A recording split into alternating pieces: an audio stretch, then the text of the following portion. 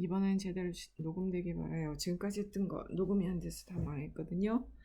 일단 새로운 파일을 켜시고 그 다음에 여기에 사각형 툴을 누르신 다음에 그런 다음에 사각형 툴을 선택한 상태에서 아무데나 클릭을 하게 되면 여러분들이 사각형 크기를 정할 수가 있어요. 그렇게 해서 사각형을 하나 만드시고 그 다음에 또다시 명령 반복을 하시게 되면 보통의 경우에 사각형 만든 데서 선택을 일단 하고 컨트롤 D를 하게 되면 똑같은 사각형이 하나 더 나오죠.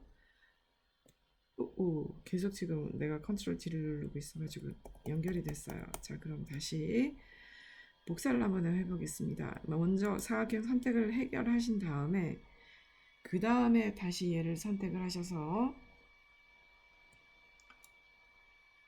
D를 누르면 얘가 복사가 되죠. 지금 뭔가 버그가 난 모양이네. 자, 그러면 그냥 오리지널 방법대로 할게요. 다시요. 사각형을 만들어서 또다시 선택키를 누르고 그 다음에 얘를 선택한 상태에서 도형 복사를 해볼게요. 오브젝트에 들어가서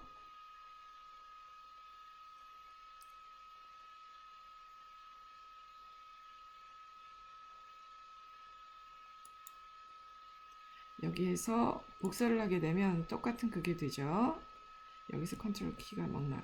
자, 한 번 더 명령 반복을 할 때는 컨트롤 D가 먹습니다. 그래서 3개의 그걸 만들었어요. 그런 다음에 다시 한번 선택을 풀고 이거 3개를 다시 한번 선택해서 이번에는 밑으로 복사를 해볼게요. 오브젝트에 들어가서 변형에 들어가서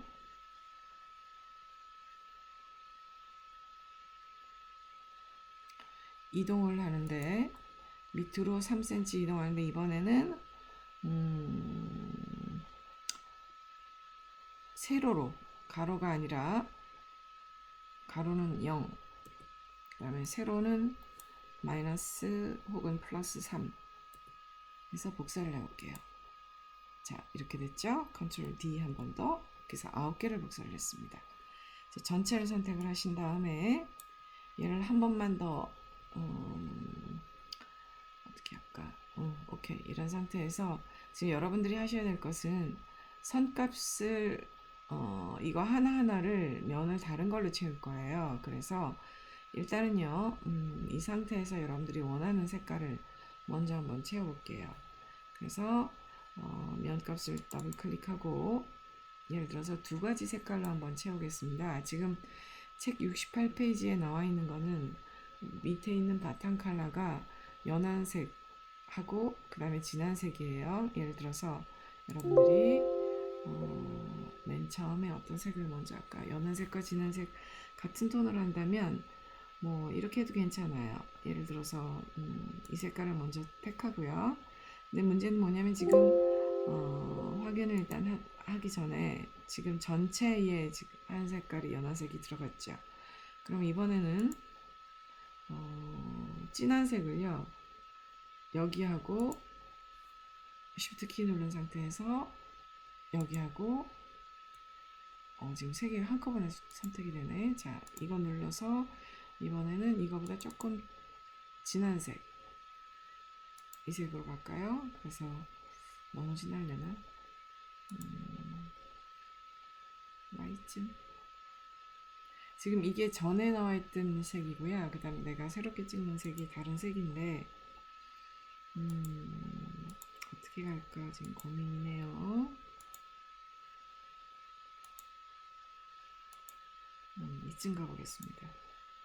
그래서 지금 하나의 색을 찍었고 그 다음에 2번째 선택을 하고 거기에는 역시 스포이드를 눌러서 그 전 색깔 그죠? 그 다음에 다시 여기를 눌러서 스포이드로 그 전 색깔 그 다음에 역시 마지막으로 여기를 눌러서 스포이드로 이전 색깔 이렇게 하면 4군데가 색깔이 지금 겹쳐져 있죠. 자, 이런 상태에서 전체 선택을 한 다음에 면값은 그대로 두고 지금 여기 있는 선값을 선택한 다음에 없음을 해보겠습니다. 그러면 이런 사각형이 만들어지죠. 그게 지금 68페이지에 나와 있는 패턴을 그리는 첫 번째 방법입니다. 자, 이번에는 또다시 사각형을 선택을 해서요.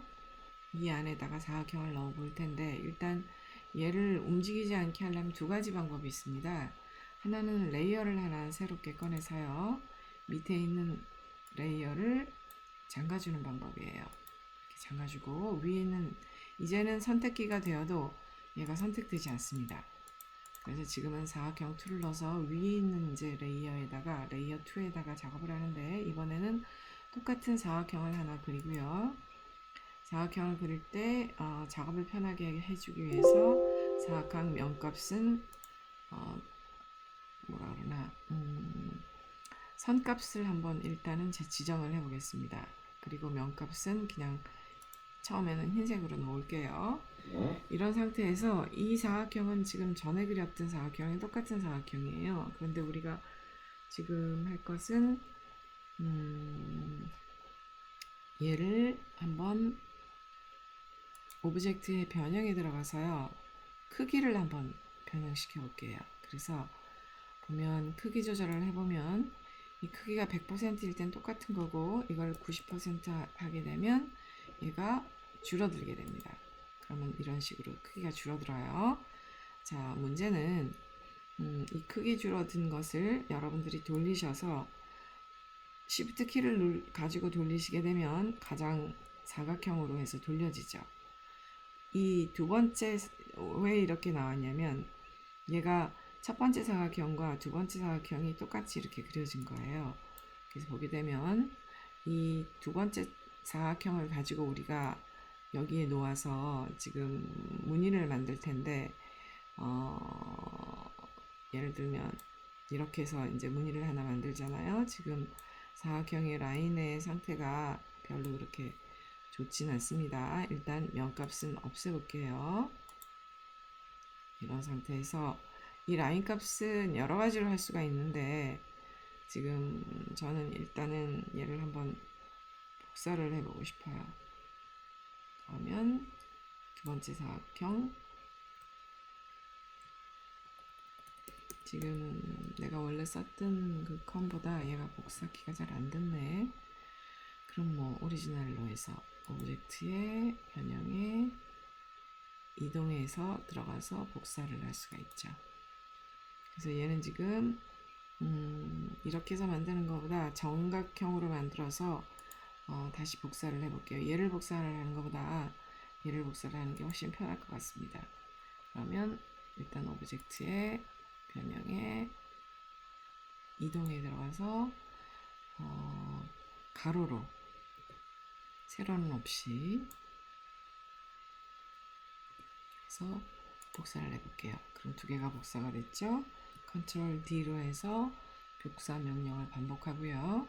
그 다음에 이번에는 가운데 사각형을 해서 또다시 복사를, 오브젝트에 복사를 하는데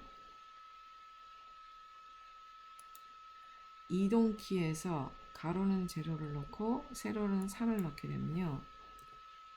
이런 식으로 복사가 가능하죠. 그리고 나서 이번에는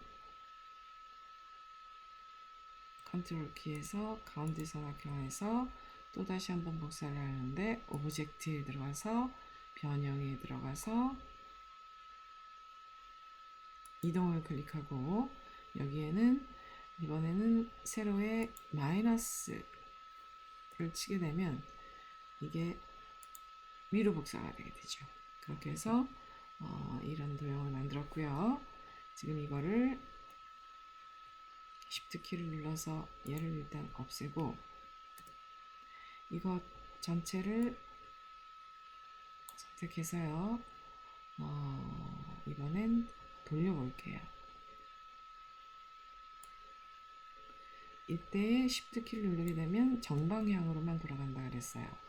자, 얘를 가지고 여러분들이 도형을 만들 수가 있는데 지금 보게 되면 이 안에 도형을 넣게 되면 이런 모양의 도형을 만들 수 있는데 지금 면값이 정해져 있죠. 면값을 없애고 그 그런 다음에 이 도형의 컬러를 뭘로 바꿔볼까요?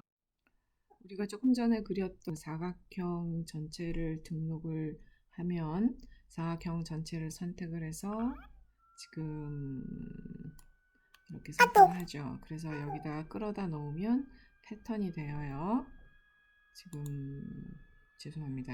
제가 카톡을 켜놨더니 카톡이 자꾸 들어오네. 자, 그런 다음에 패턴을 등록하고 그거 외에 또 다른 패턴을 등록하는 방법. 미안합니다. 이거 카톡을 좀 끌게요. 또 카톡을 어떻게 끄면 좋으려나? 또 들어오면 또 나오려나? 잠깐만요. 카톡을 켜서 얘를 지금 일단은 꺼봤으니까 이런 상태에서 로그아웃을 하려면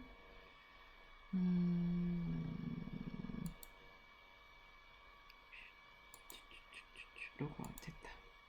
자, 로그아웃 됐으니 이제 안 나올 겁니다. 다시 AI를 켤게요. 그래서 제가 이렇게 별표도 만들어서 이것 전체를 선택을 해서 여기다가 갖다가 이렇게 끌어 넣으면 플러스 되는 거 보이죠? 이렇게 해서 별표도 등록을 했고요.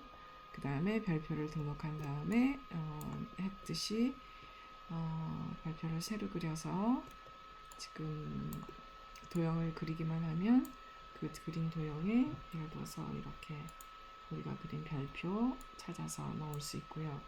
그 다음에 다른 도형을 걸어서 그 안에 바탕색을 원하는 대로 깔 수 있다 라는 걸 보이는 거고요. 그래서 이렇게 갖다 겹쳐 놓으면 바탕색을 변형시켜서 얼마든지 할 수가 있죠.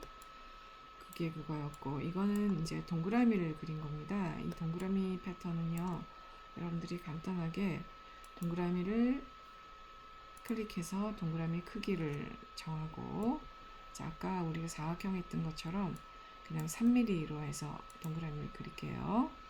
동그라미 안에 지금 별표 값이 들어가 있는데 지금은 그냥 다른 색을 하나 채워보죠.